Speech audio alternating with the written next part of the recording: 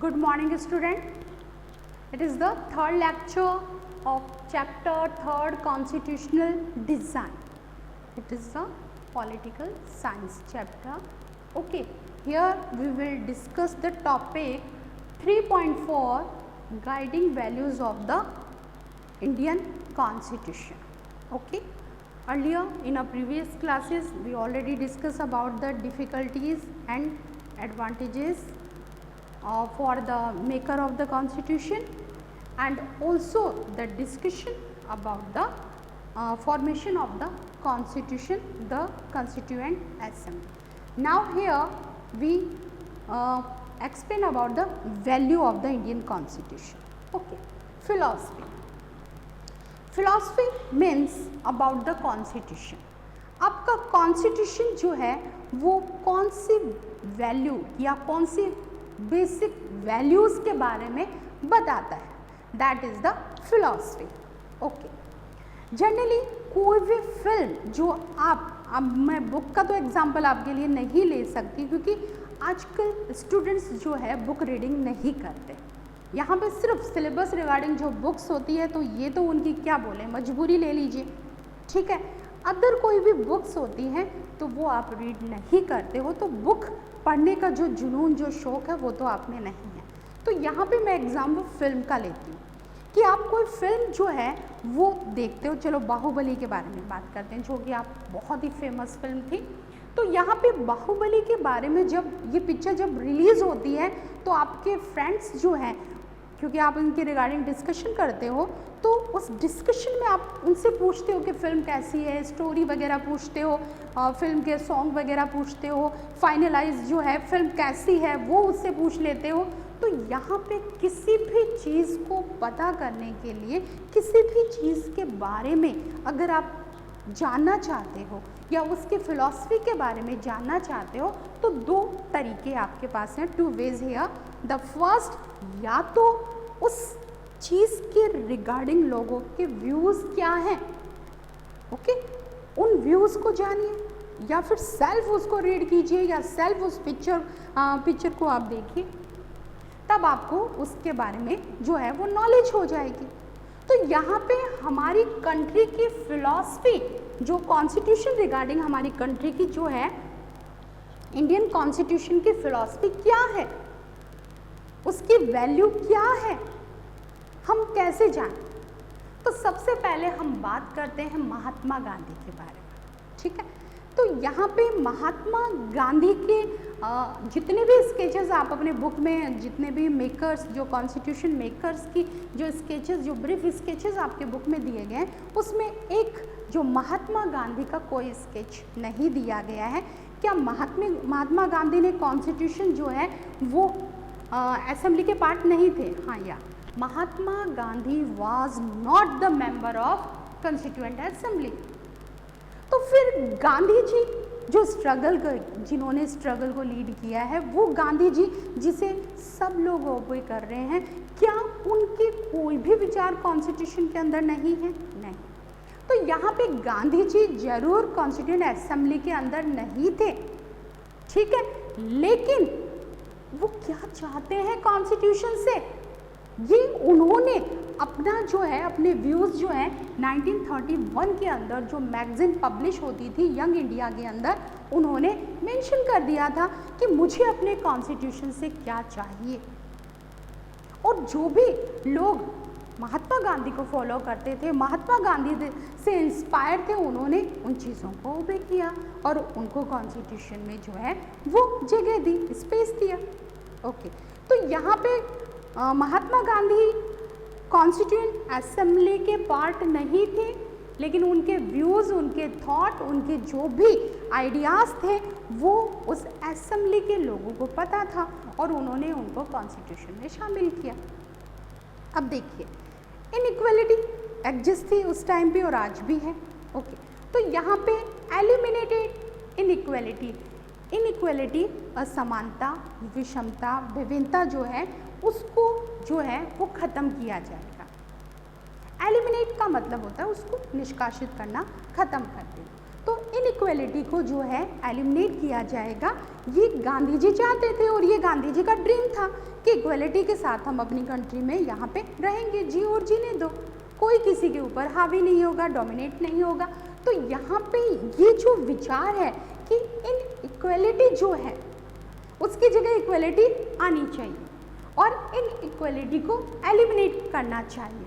तो डॉक्टर भीमराव अंबेडकर भी यही चाहते थे, लेकिन यहाँ पे डॉक्टर भीमराव अंबेडकर और गांधी जी दोनों के एम तो एक है कि हमें इनइक्वालिटी को एलिमिनेट करना है, लेकिन इनइक्वालिटी को एलिमिनेट करने के तरीके जो हैं वो अलग अलग हैं। अब जैसे इनइक्वालिटी की बात करें तो यहाँ पे सेकेंड राउंड टेबल कॉन्फ्रेंस के अंदर डॉक्टर भीमराव अंबेडकर और महात्मा गांधी के बीच में क्लैशेस हो जाते हैं, और क्लैशेस होने के पीछे कारण है कि वो चाहते हैं कि जो लोअर क्लास के लोग हैं, जो दलित हैं, उनको सेपरेट इलेक्शन उनके लिए रखा जाए। और महात्मा गांधी जो है वो नहीं चाहते, वो नहीं बोलते कि इनइक्वालिटी इस ढंग से दूर हो सकती है कि इस प्रोसेस पे चल के इनइक्वालिटी को दूर किया जा सकता है।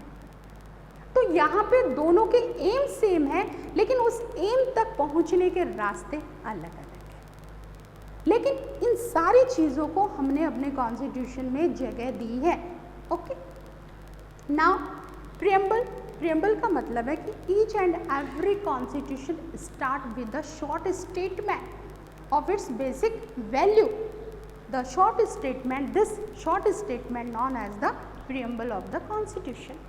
अमेरिका का कॉन्स्टिट्यूशन का एग्जाम्पल लेते हैं कि आपके बुक में अमेरिका और साउथ अफ्रीका का कॉन्स्टिट्यूशन दिया है, और उस कॉन्स्टिट्यूशन को जो है वो स्टार्ट जो एक स्टेटमेंट के साथ किया गया है, उसी स्टेटमेंट को प्रियम्बल बोला जाता है। Our constitution also start with the statement, okay, उसे हमने प्रियम्बल बोला है। They are the some basic values in our preamble.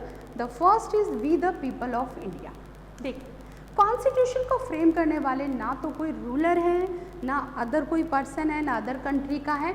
यहाँ इस कॉन्स्टिट्यूशन को फ्रेम करने वाले इसी कंट्री के लोग हैं जो रिप्रेजेंट हुए हैं। ओके, तो we the people of India. Second, यहाँ पे हमने सॉवरेन, इट मीन्स इस कंट्री के अकॉर्डिंग जो रूल एंड रेगुलेशन बनाए जाएंगे, चाहे से वो एक्सटर्नल हो, चाहे से वो इंटरनल हो, उनमें कोई दूसरा इंटरफेयर नहीं करेगा। यहाँ के लोग ही जो है अपनी कंट्री के रिगार्डिंग जो है डिसीजन लेंगे। सोशलिस्ट, ओके, रशियन रेवोल्यूशन में ये जो विचार है सोशलिस्ट का, वो हमने रशियन रेवोल्यूशन से लिया है।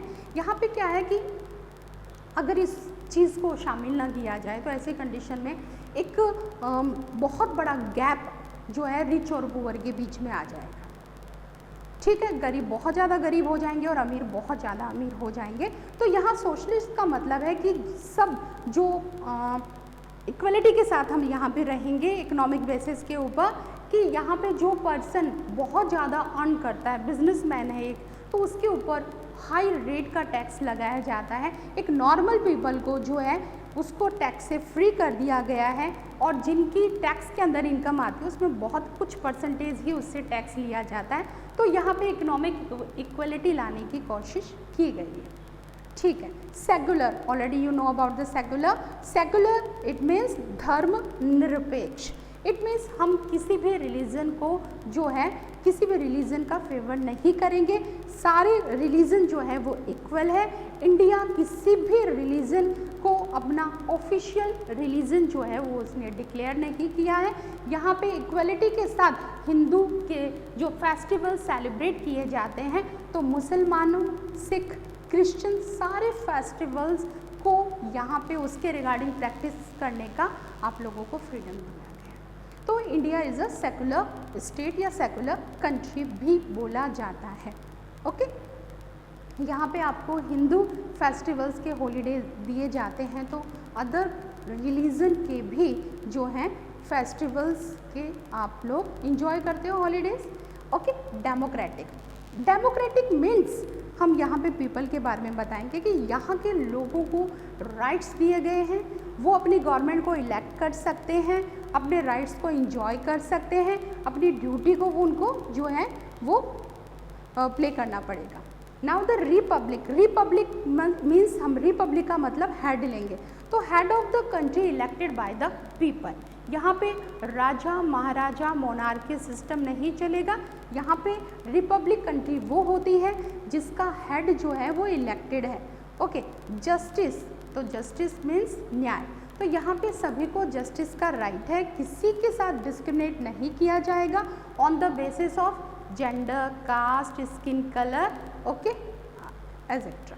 Now the liberty, each and every person free in the country, okay, वो इंजॉय कर सकता है अपने राइट्स, वो सोच फ्रीली जो है वो थिंक सोच सकता है, अपने व्यूज़ को एक्सप्रेस कर सकता है इन नॉर्मल कंडीशन। अब नॉर्मल कंडीशन में तो ये लिबर्टी भी उनसे ले ली जाती है, लेकिन लिबर्टी ये बताता है कि यहाँ पे हमारी कंट्री का जो सिटीज़न है वो फ्री है to express his views in any form.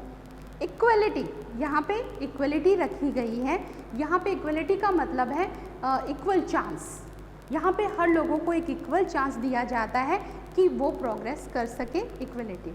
यहाँ पे फ्रेटर्निटी का मतलब होता है भाईचारा, ब्रदरहुड, तो यहाँ पे हर एक सिटीज़न जो है वो भाईचारे के साथ यहाँ पे रहता है। ओके, ये हमारी जो है बेसिक वैल्यू है हमारे प्रीएम्बल की। Okay, the first ones again I revise it for you, the philosophy of the constitution, okay, Indian constitution ये रिफ्लेक्ट करती है हमारे बेसिक वैल्यू के। ओके, वो लोग जो कॉन्स्टिट्यूएंट असेंबली में नहीं थे, वो जो इसका पार्ट नहीं थे, उनके व्यूज़, उनके आइडियाज़ भी रिफ्लेक्ट करता है। For example, Mahatma Gandhi was not a member of the constituent assembly, लेकिन उनके जो विचार, आइडियाज़ जो हैं वो उसमें शामिल किए गए हैं। ओके, यंग इंडिया एक मैगजीन है जिसमें महात्मा गांधी ने इनइक्वालिटी को कैसे एलिमिनेट किया जाए मेंशन किया गया है, लेकिन यहाँ डॉक्टर भीमराव अंबेडकर और महात्मा गांधी के बीच में भी क्लैशेस रहते हैं। Okay, preamble the basic value, preamble means a beginning sentence of the constitution. It was a very short statement, is known as the preamble, reflect the basic values of the constitution. These are some points that I explained to you. Okay, thank you.